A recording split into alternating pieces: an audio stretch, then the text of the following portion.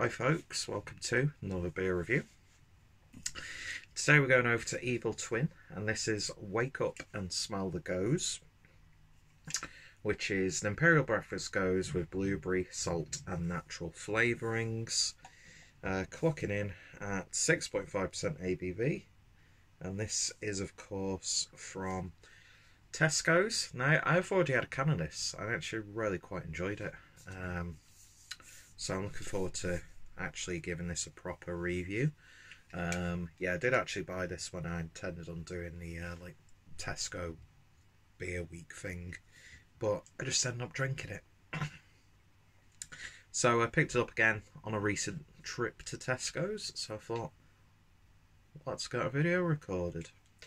Anyway, so let's see what we get with this one then. I'm going to use my Wonder Beyond glass for this. Okay, so beer in the glass then. I don't know why, I was expecting that to be a little bit more darker and to have a little bit more of that sort of like pinkish blueberry look. Now I know blueberries are blue, but when you squash them they've got a bit of like a purpley pink look to it. Fuck off, leave me alone. But yeah, it looks like a nice coppery amber sort of beer. Looks like sort of like a regular Gose, I suppose. Anyway, tiny bit of chill haze, I would say, and just shy of 2 fingers worth of a slightly off-white looking head. Certainly looking nice. So let's see what we get on the nose then. Just smells like blueberry pancakes with a little bit of almost like, what am I thinking of, clotted cream. Yeah, it's got a slight desserty sort of scone-like character. Like a fruited scone with some jam and clotted cream.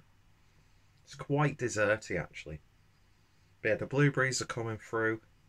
There's a really nice sweet like batter as well. It smells really nice. It really does smell good. So let's give it a taste. Cheers, folks.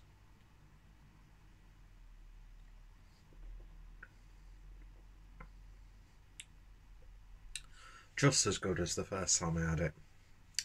It's exactly what you think it is. It tastes, it smells like blueberry pancakes.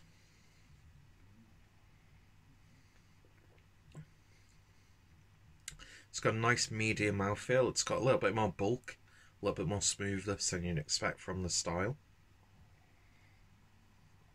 It's got a very gentle, like sour character. Very subtle puckering character as well. You're getting that fruitiness of the blueberry. To me, I'm not sure if they've used like proper blueberries or like puree or, you know, because what's it? Is it like beaver's tail or something else? Is it beaver's arsehole that you can get like sweet flavourings from? I can't remember, but yeah, it's like blueberry pancakes, and it actually tastes more like blueberry pancakes than the Breakfast Club from Vocation. It's got those flavours there, but it's got more like of a pastry character that I don't think, even though that was a stout, completely different style of beer, but this has those flavours in there. And it tastes a lot more like what you would expect it to. Although it doesn't say it's a blueberry pancake or waffle Gose, does it? It just says an Imperial Breakfast Gose. But from the aroma and the taste, that's what I'm envisioning. And it's packed full of flavour. It's not like subtly done. Do you know what I mean? Where it's like, oh, well, if I'd have got it from Evil Twin themselves, there'd be loads more flavour and loads more effort put into it. It's a lovely beer. It's not what you'd expect a Gose beer to taste like. To me, it's sort of like, as weird as it sounds, Imperial Gose meets pastry stout. It really is almost like a slightly sour white stout, if you even though I detest the concept of white stouts. But I like that. It's not too sickly sweet or synthetic either, which is good. So you probably only want like 1 or 2 cans of it though, because after a while, that sort of like slight acidity does come up a little bit. But I think it's great that we've got a beer like this in the supermarkets. I remember when I first tasted this, I was talking to some of the beer tuber folks on our Facebook chat, and you know, when Omnipio brought out those mental Gose beers in the like 500ml cans where you're paying like 20 quid a can from Brewdog and stuff. No way am I spending that much on that style of beer, no matter how good it tastes. Do you know what I mean? Sometimes I'm just like, really?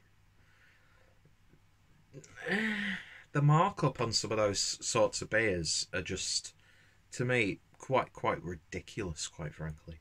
But then again, I don't really moan about the price of beer because, you know, it's not a cheap hobby at the end of the day.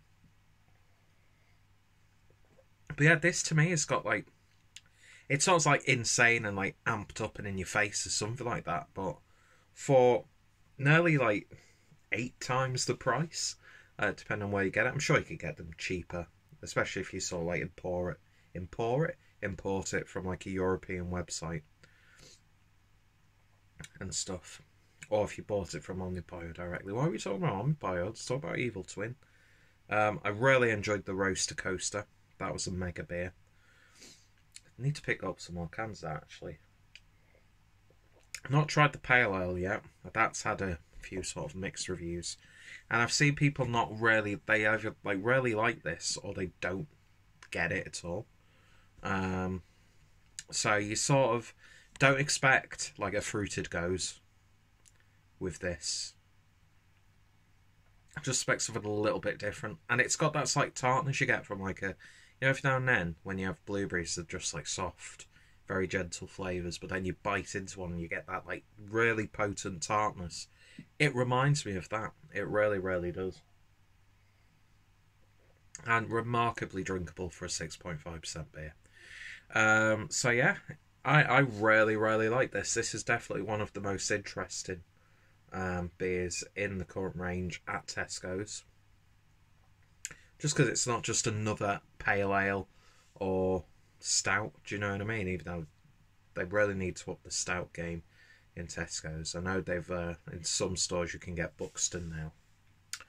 But yeah, I think this is lovely. In terms of a rating, I would happily give this an 8.5 out of 10. I think this is really good. And it doesn't taste like Evil Twin by name only, if you get what I mean.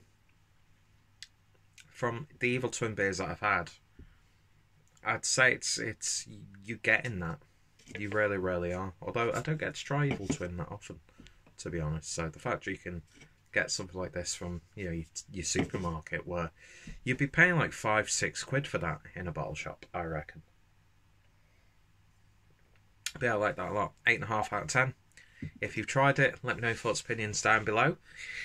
Evil Twin, their reputation, you know, surpasses them, I suppose. That's not the right word, but you know what I mean. I'll put their links down below, as well as any sort of web shops I can find for them. I've got a nice playlist now of supermarket beers, and this is definitely worth giving it a go. It's got a bit of novelty to it, but it also tastes like a really good beer that you'd happily drink 1 or 2 cans of and pick up time and time again. Because the sour selection in the supermarkets isn't that good, really.